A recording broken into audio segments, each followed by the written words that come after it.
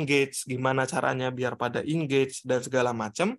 Jadi intinya di introduction, di bagian terakhir itu memang seharusnya kita menonjolkan bahwa ada novelty, kebaruan yang kita tawarkan, atau ada urgency. Ya. Kenapa artikel ini harus ditulis dan dipublikasikan. Ya. Ini prinsipnya standing on the shoulders of giant ya Bapak Ibu, bahwa kita itu menulis artikel tidak dimaksudkan untuk menjawab semua pertanyaan, tapi kita hanya meneruskan dari apa-apa yang sudah diteliti sebelumnya.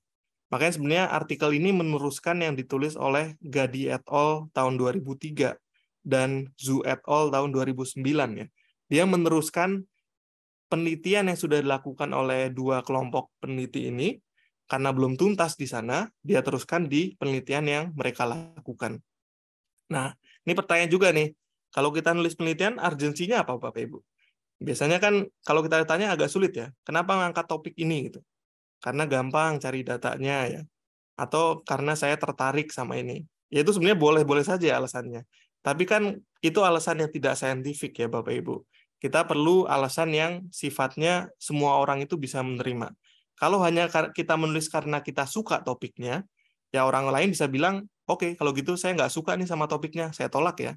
Selesai.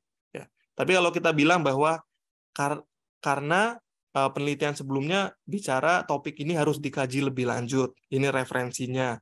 Karena topik ini terjadi ya, fenomenanya banyak. Tadi misalnya saya angkat diskriminasi gitu kan.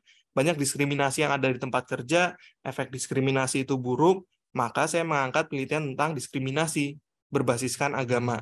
Nah, itu reviewer, mereka suka nggak suka, mereka mungkin, saya nggak tahu apakah mungkin mereka sebenarnya benci dengan Islam gitu ya. Tapi kalau kita bicara saintifik, saya punya dasar, dan kalian seharusnya mereview secara saintifik juga. Ya, jadi mereka akan lihat, oh iya, kayaknya ini penting untuk dikaji deh. Jadi tidak ada unsur subjektif di sana. Beneran semuanya itu adalah objektif, ini tulisan saya, dan ini yang saya sodorkan. Kalau misalnya itu masuk akal, insya Allah reviewer akan objektif juga menanggapi. Metodologi, ini sekilas saja saya tampilkan. Kalau di penelitian keperilakuan, itu kita sering pakai SEM, Structural Equational Modeling ya.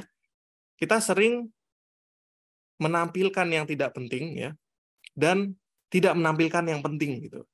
Jadi ini contoh di jurnal internasional yang ada di Indonesia ya Bapak Ibu.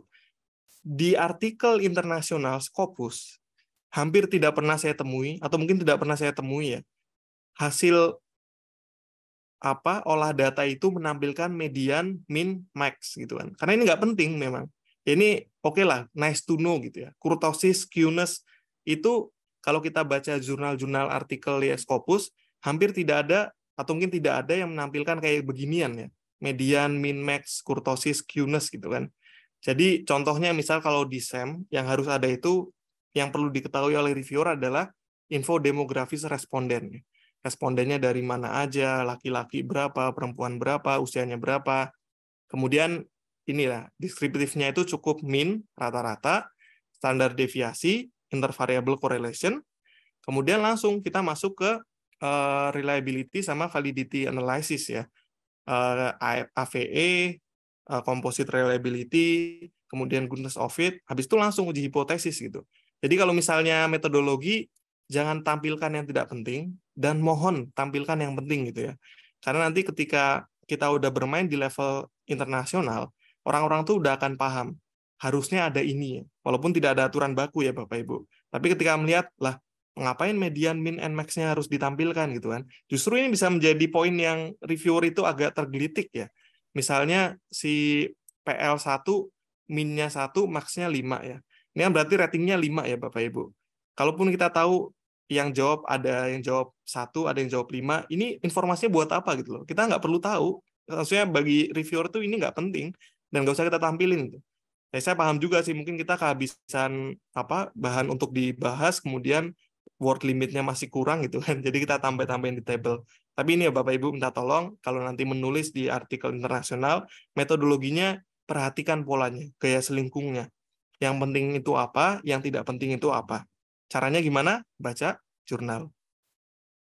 Miscitasi sedikit. Jadi citasi paper dengan konteks yang sama. Tadi saya bilang ya, kalau misalnya papernya tentang guru, jangan citasi tentang polisi. Kalau papernya tentang industri jasa, jangan citasi tentang industri produksi. Ya. Dan nanti kalau mainnya sudah di level Q1, Bapak Ibu, ini pengalaman saya waktu kemarin submit di Q1 ya, di Journal of Business Ethics, akhirnya ditolak. Ya. Saya kasih tahu bahwa akhirnya ditolak, tapi saya merasa reviewernya itu beneran luar biasa ya Bapak Ibu. Saya merasa mendapatkan kesenangan dengan tektokan dengan mereka gitu. Jadi mereka itu memahami artikel yang saya citasi, kemudian komennya begini Bapak Ibu. Kamu bilang bahwa kesimpulan saya adalah seperti ini. Dengan rujukan artikel yang ditulis oleh Tang tahun 2009. Si reviewer juga membaca artikel yang sama, kesimpulannya berbeda. Dan ini kan menurut saya peer review yang sebenarnya Bapak Ibu. Kita diskusi itu bukan cuma diskusi tambahin referensi 5 tahun terakhir, ini typo dikit ya. Tapi citasinya daging Bapak Ibu. Kita bicara, kita baca buku yang sama nih, kok kesimpulanmu beda? Kenapa kesimpulanmu beda misalnya? Jadi saya merasa ketika menjawab pertanyaan-pertanyaan itu membuat saya tambah pinter ya. Oh kayak gini ya ternyata cara peer review yang di tingkat sangat tinggi ya. Kemudian ini cukup panjang ya, tapi menurut saya ini juga sangat mendalam ya. Dia membaca Protestant Work Ethic-nya Weber yang saya citasi, dan sama juga mereka mencoba berdiskusi ya. Saya juga baca artikel yang sama, kesimpulan saya kok berbeda. Saya membaca artikel yang sama, sepertinya poin kesimpulanmu salah. Nah, poinnya adalah Bapak Ibu ketika membaca artikel, tolong baca sampai selesai. Jadi sebelum mensitasi itu, ya ini juga reminder untuk saya ya, kita tuh kan kadang simple ya, mencoba mencari argumen, Ctrl F, kemudian ketemu di paper ini, kita jadikan citasi referensi. Mungkin di level Q2, Q3, Q4, itu masih aman Bapak Ibu. Tapi nanti kalau sudah sampai Q1, dan dapat reviewer yang memang mereka itu profesor-profesor yang top, ya mereka tidak akan dengan mudah meloloskan kita ya. Pasti mereka akan bertanya, kenapa citasinya kayak gini, kenapa kesimpulannya kayak gini, dan itu kalau kita nggak baca, ya kita cuma ya yo haho gitu kan Bu, pahpoh ngah-ngoh gitu kan, gimana ya. Nah, jadi penting nih kita baca citasi, sebelum citasi kita baca sampai tuntas, dan kita memang pasti ya bahwa kesimpulan ini saya simpulkan setelah membaca keseluruhan papernya. Oke, ini bagian terakhir, sedikit lagi, sharing knowledge. Kalau di bidang saya, paling cepat Q1 itu 1 tahun, Bapak-Ibu. Q2, 4-6 bulan, Q3, 3-6, Q4, 3-6. Ini paper saya Q2, bisa dilihat bahwa saya submitnya tanggal 11 Januari, diterimanya 13 Juni, berarti 5 bulan ya. Ini Q2, 5 bulan. Ini Q1, diterima submitnya saya 17 Februari, diterimanya 15 Februari ya. 2 hari sebelum submit. Tapi setahun setelahnya ya. Jadi 1 tahun persis, 1 tahun kurang 2 hari diterima ya. Dan ini itu ya Bapak Ibu, bahwa review itu ada beberapa ronde, bisa jadi 1 ronde diterima, bisa jadi 2 ronde, 3 ronde. Saya pernah 3 ronde, di ronde ketiga saya ditolak. Dan itu rasanya keselnya kesel banget ya. Tapi ya sudah, memang seperti itu cara mainnya ya. Jadi memang tidak ada jaminan ketika sudah 1 tahun kemudian pasti diterima ya. Dan ini mungkin Q1-nya juga masih Q1 yang level tidak terlalu serem ya Bapak Ibu. Saya kasih contoh, ada dosen Malaysia ya, submit ke jurnal yang sangat top, namanya Journal of Business Research ya, JBR, itu Q1, sudah masuki tahun ketiga, belum juga di-accept Bapak Ibu.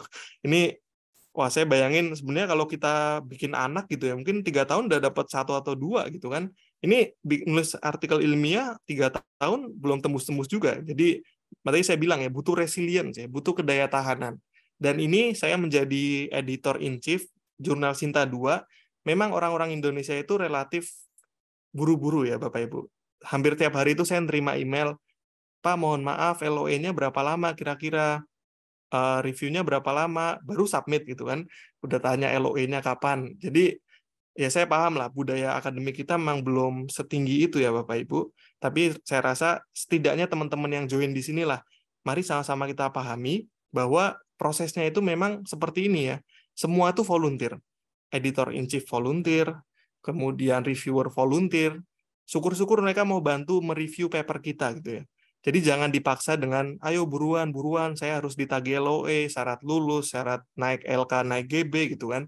Jadi kita ikuti prosesnya, sabar ya, karena memang untuk bikin karya seni itu butuh waktu yang tidak sedikit dan investasi waktu maupun tenaga, pikiran juga perlu kita persiapkan dengan matang.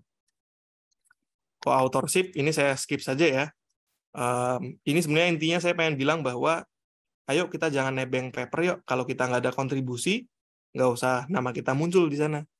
Jadi ini aturannya ya, bahwa ada poin-poin peran-peran yang bisa kita mainkan sampai akhirnya kita itu berhak mengklaim co-authorship. Oke, saya skip yang tadi. Nah, terakhir, cara nyari kolaborator luar negeri, pertama bisa dengan ikut konferensi internasional. Ya. Datang ke sana jangan cuma presentasi terus selesai, tapi juga coba ngobrol. Ya. Nah, ini waktu saya presentasi saya lupa, ini kayaknya di Swiss waktu itu, tahun 2022, habis acara, bukan profesor sih, beliau asisten profesor dari UK ya, University of Washington, ngirim email gitu ya. Intinya beliau senang, kemudian dia ngasih masukan gitu kan. Ini orangnya ya. Dan saya rasa bisa nih kita follow up dengan publikasi bersama. Bisa juga coba cari di sosial media riset ya. ResearchGate misalnya. Contohnya ini kita Pak Omon Nijo ini bikin pengumuman, ada yang mau bareng nggak join, kita nulis publikasi internasional sama-sama misalnya. Jadi bisa, ini ResearchGate ini adalah semacam Facebook-nya peneliti. Atau yang ketiga, ya kita minta institusi kita masing-masing ya. Ayo dong kita kerja sama-sama Malaysia, sama Thailand mungkin. Kemudian kita bikin riset bareng, saya mau ikutan riset bareng. Jadi itu beberapa tips di antara mencari kolaborator internasional. Oke, saya rasa demikian presentasi dari saya. Selanjutnya kalau ada pertanyaan atau diskusi, saya menantikan itu. Assalamualaikum warahmatullahi wabarakatuh. Waalaikumsalam warahmatullahi wabarakatuh. Wah, terima kasih Mas Adin.